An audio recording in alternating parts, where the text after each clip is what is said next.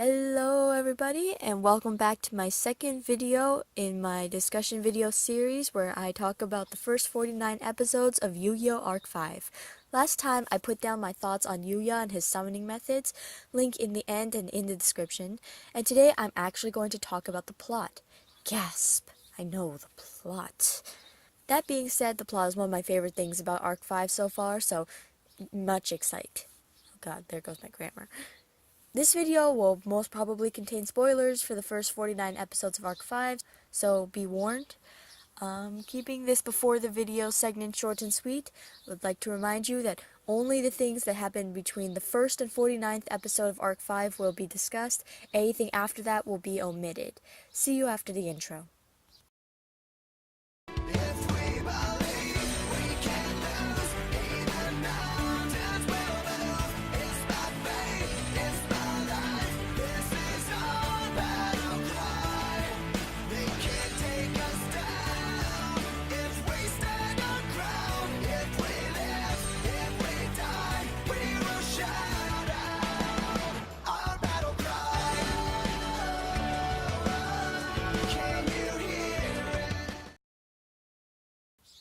The moment I start seeing badass flowy trench coats, I know I'm probably going to like the character.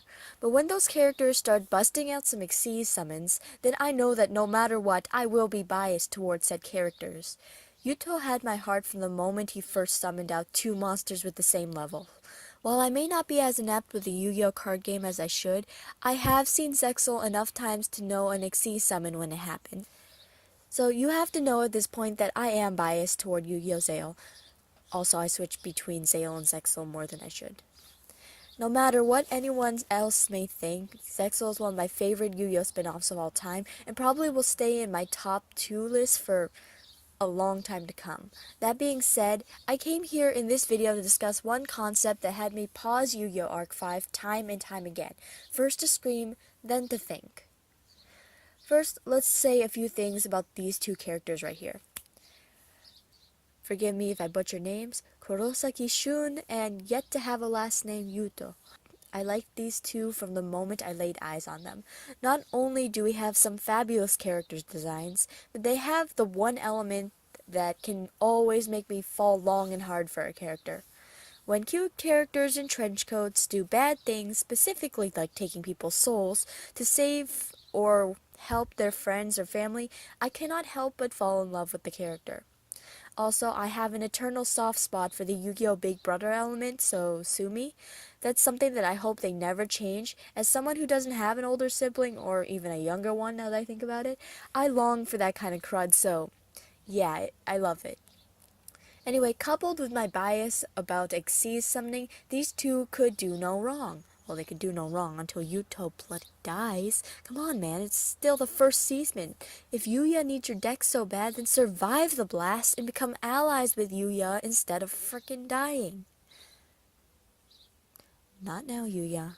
So, our main character, Yuya, wins an amazing defeat against Sawatori in the tournament duels. And man, I really loved this duel as well.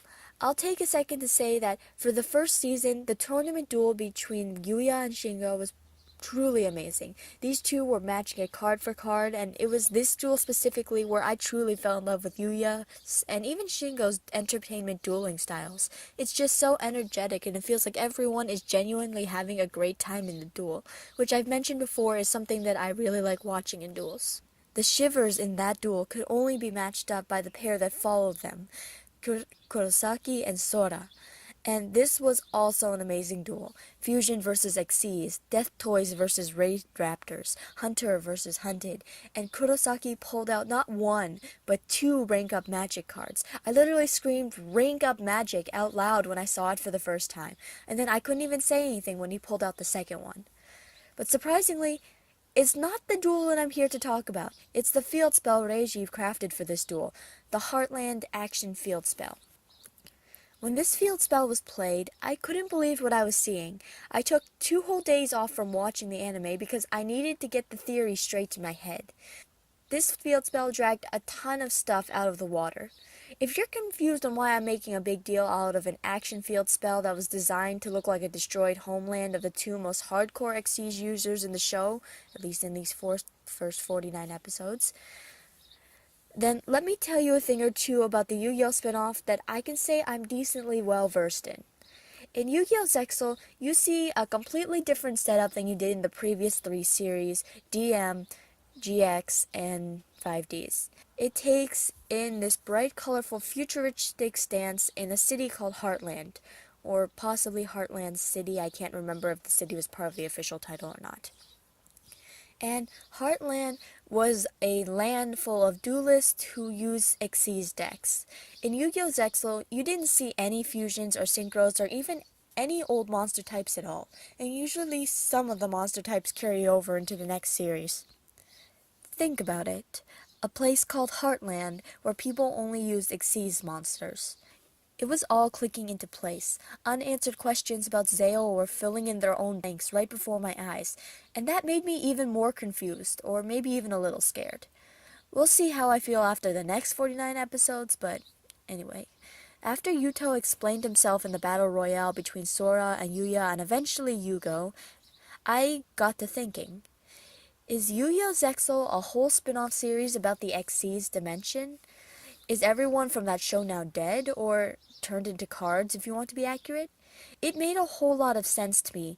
Why no synchros or fusions showed up at all in the show, and you know how it is. Fusions are one of the most common ways to, pardon my phrasing, rank up your monsters, yet no one in 140-something episodes even dropped out a polymerization card.